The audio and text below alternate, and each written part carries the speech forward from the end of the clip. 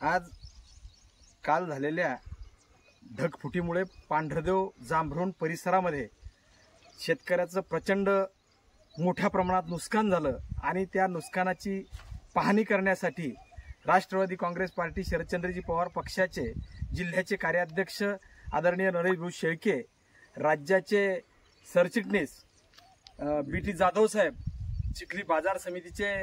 उपसभापती रामभाऊ खेडेकर, शिवसेनेचे आणि आपल्या गावचे आदरणीय बीटी सर, काँग्रेस पक्षाचे खरेदी विक्री संघाचे संचालक शिवनारायण भाऊ मस्के, गावचे सरपंच चेतन भाऊ मस्के आणि उपस्थित संबंध शेतकरी बांधव आज या ठिकाणी ही पाहणी करण्यासाठी ही सर्वच मंडळी या ठिकाणी दाखल झालेली आहे। भाऊ,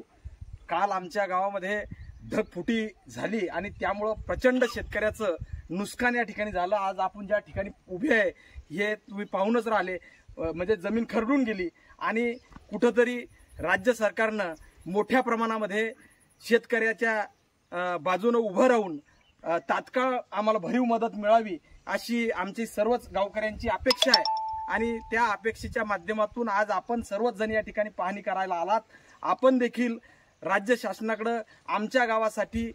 या परिसरातील शेतकऱ्यासाठी भरीव आर्थिक मदत कशी मिळेल यासाठी आपण प्रयत्न करावे अशी अपेक्षा या ठिकाणी व्यक्त करतो। पांढरदेव, जांभरुण, देवदरी या सगळ्या परिसरामध्ये प्रचंड मोठ्या प्रमाणात ढगफुटी त्या ठिकाणी झाली आणि शेतकऱ्यांचं होतं नव्हतं ते सगळं पीक या ठिकाणी उद्ध्वस्त झालं। अनेक लोकांची शेतीसुद्धा खरडून त्या ठिकाणी गेली। किती पैसे लावले तरी ती शेतीसुद्धा परत ताळ्यावर त्या ठिकाणी येऊ शकत नाही। माझी राष्ट्रवादी काँग्रेस पार्टी शरदचंद्र पवार पक्षाच्या वतीनं या मायबाप सरकारला अशी विनंती आहे की आपण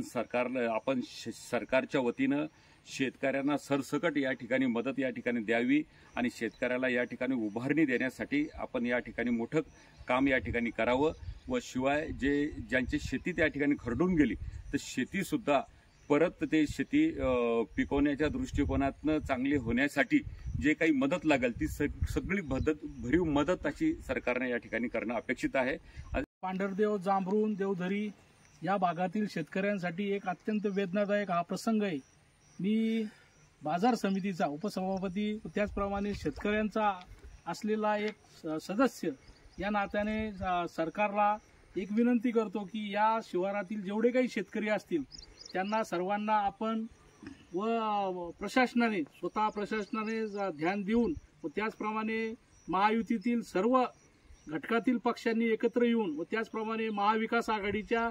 सर्व नेत्यांनी एकत्र येऊन या शेतकऱ्यांसाठी काहीतरी करून दाखवावं अशी मी माझ्या पूर्ण मायबाप शेतकऱ्यांतर्फे विनंती करतो। बाजार समितीचा एक सदस्य व त्याचप्रमाणे